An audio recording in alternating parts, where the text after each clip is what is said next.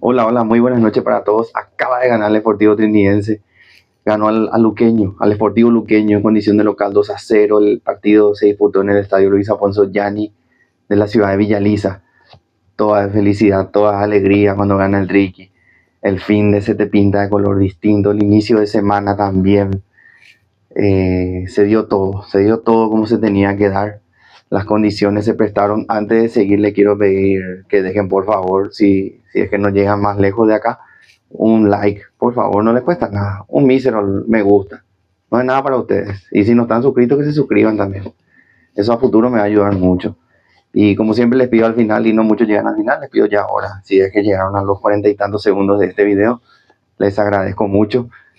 La felicidad no se borra igual. Trinidense ganó un partido y se vuelve a meter ahí en lucha. ¿Y qué puedo decir? ¿Qué puedo decir de estos guerreros, de estos gladiadores, de estos pibes de oro que tenemos? Porque hoy los pibes, los y como se dice, los caras sucias, pusieron la cara. Pusieron la cara y dieron todo. Y voy a ir al uno por uno en breve. Primero voy a mencionar cómo vi el encuentro, porque en esta ocasión pude asistir al estadio, pude ir a la cancha. Y vi desde el inicio a un trinidense más preciso que el luqueño, como que teníamos más llegada, nuestras llegadas eran un poco más claras que las de ellos, con algunos centros, algunos remates a largo. Me recuerdo así pronto un remate de Salcedo, que casi toca la red, pero por la parte de afuera, al techo del arco, como se dice, de Santanía Aguilar. Tuvimos varias chances claras. Recuerdo también un tiro libre raso de Beto de la Cruz que no llega a impactar Megarejo, creo. Y parecía que se nos iba a dar por cómo estábamos llegando. Estábamos mejores, precisos que el luqueño. Pero ¿qué pasó? Una jugada de infortunio, por decir así. Un pisotón de Beto de la Cruz muy peligroso al jugador de luqueño. Que a priori hasta incluso me pareció fingido, así de cancha, ¿cómo se dice? No, uno no tiene la óptica tan fina en ese tipo de contextos. Cuando uno va a la cancha ese, creo que cualquier futbolero que asista a un estadio puede entenderlo. No pasa nada. Luego vi la repetición, antes de hacer el video estuve viendo el compacto en YouTube y sí, efectivamente fue una entrada dura de roja y bien expulsado Beto. Ahí el partido, como siempre, se vino cuesta abajo para el conjunto de Santísima Trinidad y estamos acostumbrados a esto. Como me repito y me voy a seguir repitiendo. Este equipo creo que cuando está a menos, cuando parece que no te puede dar nada, ahí es cuando resurge Trinidense. Es continuamente nos pasa eso, ya sea por goles abajo, o un gol abajo, o hombre menos, como en este caso. A Trinidense no hay que darlo por muerto. Es cosa de este equipo que tiene impregnado. Tenemos prácticamente tatuado en la piel ese de cuando nos subestiman, o cuando ya parece que todo ya se fue para atrás, que todo no va a salir mal. No, con Ricky no pasa eso. Con Ricky es a la inversa. Ahí es que el equipo como que se quita la camiseta y muestra, deja todo en el campo, futbolísticamente hablando. Y eso fue lo que ocurrió. Si bien a partir de eso, de esa expulsión que creo que fue alrededor de la media hora, un poco más, el equipo decayó obviamente. El luqueño sacó pecho, empezó a jugar más, a llegar más, a ser más preciso con la pelota. Trinidense obviamente se replegó porque quedó con uno menos. Como les dije antes, parecía que se venía la jornada para Triqui, pero no. Luego termina el primer tiempo con un 0-0. Normal el partido. Empezamos el segundo tiempo y tuvo una llegada a Luque al minuto 50 aproximadamente. Y Dufour, creo que fue Walter González, y el arquero, espléndida actuación de Dufour.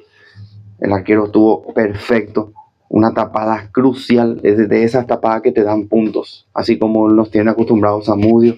Hoy el arquero Matías Dufour, el uruguayo, se puso la número uno, la capa de superhéroe, se puede decir. Salvó las papas porque ese gol entraba, esa jugada terminaba en gol, quién sabe qué iba a pasar, porque ya estábamos con uno menos. El luqueño estaba un poco más envalentonado, por decir así, pero no fue el caso. Trinidense parece ser que al quedarse con uno menos en el segundo tiempo empezó a jugar mejor, éramos más incisivos, Eso sí, Luqueño se dio mucho espacio atrás. Y Trinidense lo aprovechaba se proyectaba Román, también se proyectaba Romero. Éramos mejores, éramos más claros a la hora de atacar. Hasta que llegó esa jugada del penal y, o no, disculpen, antes del penal, la expulsión de Brian Ayala, el jugador de Luque, que antes de finalizar el primer tiempo se hizo amonestar, y en la segunda jugada, el patadón que le mete a Salcedo, obviamente era para expulsión, no hay ningún tipo de duda, por eso casi no reclama el jugador de Luque, bien expulsado el jugador Ayala. Ahí quedamos nuevamente en igualdad de condiciones, creo que fue a la hora del partido, a minuto 60 aproximadamente, que le cometen la falta penal a Álvarez. Al principio la jugada no parecía penal, parecía una jugada rápida, ya incluso parecía una plancha de Álvarez, pero no, evidentemente no. Se revisó en el VAR, Álvarez toca la pelota, le meten un patadón de aquellos, indiscutible penal, llore quien llore, indiscutible. Yo sé que el hincha luqueño viene sensible con el atraco que sufrieron contra 2 de mayo, los arbitrajes paupérrimos, lamentables, eso ya sabemos. Pero en esta ocasión no hubo nada raro. Al contrario, el VAR apareció para hacer justicia, así como le cagó a Triqui en el primer tiempo. Ahora se puede decir, le cagó Luqueño, pero el término cagó lo uso de manera como que, ay, qué lástima, el VAR apareció.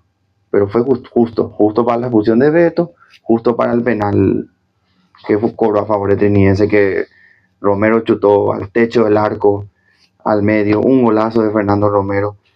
Romero it's back. Romero volvió con todo. El 18. El que lastimosamente nunca debió haberse ido. ¿Qué puedo decir? ¿Qué puedo decir? ¿Qué jugador Fernando Romero? Por lo que hizo en la cancha, por el gol de penal. Cómo definió. Espectacular. Y los pibes que después entraron. Los Rayers, los Alancano, los Pedro Salsa. Nada que decir. No sé. Qué buen partido hicieron. Ya iré al uno por uno. Mientras sigo con lo que fue el encuentro. Ese 1-0. Luego entraron también Ronaldo Báez. Y como les dije, los cambios entraron todos, entraron enchufados, entraron compenetrados, entró también Gauto. Entraron bien.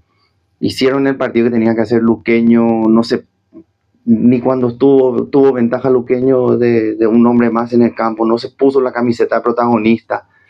No se puso la camiseta de yo voy a arrasar, yo voy a ponerme al pie del cañón, voy a ganar este partido. No. A ese tipo de escenarios a un equipo como Luqueño les cuesta. Les cuesta tomar protagonismo, disculpen. Les cuesta tomar el protagonismo del partido. Y así fue. Así fue. Luego Gauto entró, una jugada espectacular, aguantó, enganchó y le pegó con su derecha. Inatajable para Aguilar. Golazo, 2-0. Ya iban 80 y tantos minutos, todo era alegría, espectacular.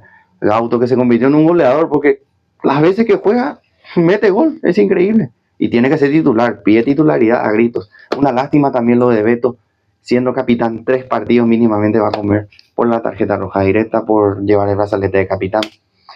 Y creo que Gauto se perfila ahí. Veremos cómo lo suplimos, veremos también la lesión de Lau Chaviera, si va para largo o no. Y también la ausencia de Camacho la sentimos un poco, pero veremos cómo vuelven ellos. Y yendo al uno por uno, hablando de Dufour, ¿qué más puedo decir lo que dije? Sacó una tapada que valió 3 puntos, porque importantísimo fue su aporte al equipo.